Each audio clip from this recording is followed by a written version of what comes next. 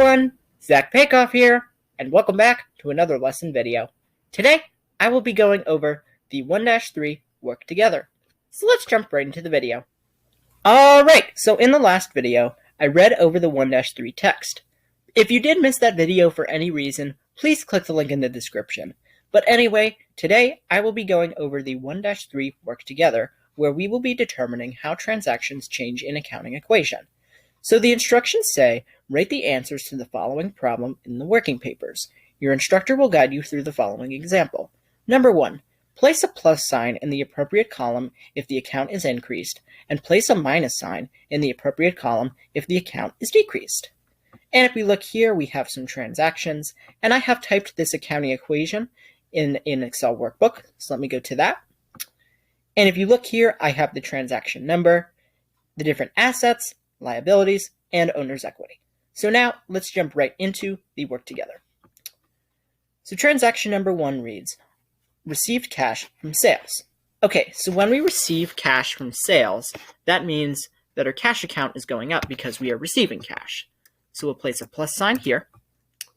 And since we received it from sales, we put a plus sign also in the owner's capital account. Because if you notice, we are on opposite sides of the accounting equation. So whatever we do on one side of the accounting equation, we have to do on the other. Otherwise, our accounting equation will not be in balance. So that is transaction number 1. Transaction number 2 reads, sold services on account to Bowman Company. All right, so when we sell something, the word sold is another word for sales. So first we're going to put a plus sign for the accounts receivable because we sold services to Bowman Company. So that means that their account went up. And also, we put a plus sign in the owner's capital account because, again, if you notice, we are on opposite sides of the accounting equation. So whatever we do on one side, we have to do on the other. Otherwise, our accounting equation will not be in balance. So that is transaction number 2.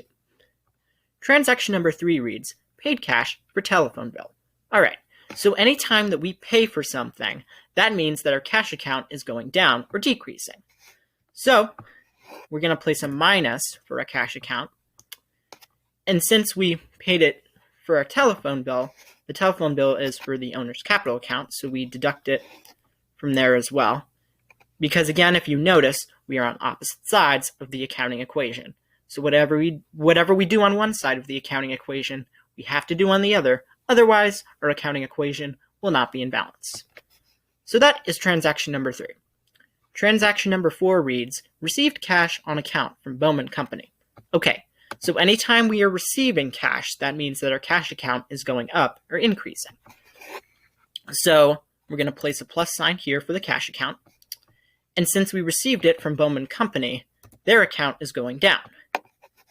So if you notice here, we have a plus and a minus sign. That's because we are on the same side of the accounting equation. So anytime we receive or pay for something and it's an asset, there will be a plus and a minus sign because we are on the same side of the accounting equation. All right, so that's transaction number 4. And finally, the last transaction, transaction number 5 reads, paid cash to owner for personal use. Okay, so when we pay cash for something again, that means that our cash account is going down or decreasing. So we're going to place a minus here for the cash account. And we're going to place a minus sign here for the owner's capital account. Because again, if you notice, we are on opposite sides of the accounting equation. So whatever we do on one side of the accounting equation, we have to do on the other. Otherwise, our accounting equation will not be in balance. The only time we would see a plus and a minus sign would be if we receive or pay for something and it's an asset. Okay, so that is the end of the 1-3 work together.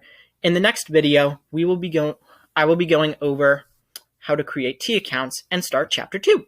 Okay, thank you.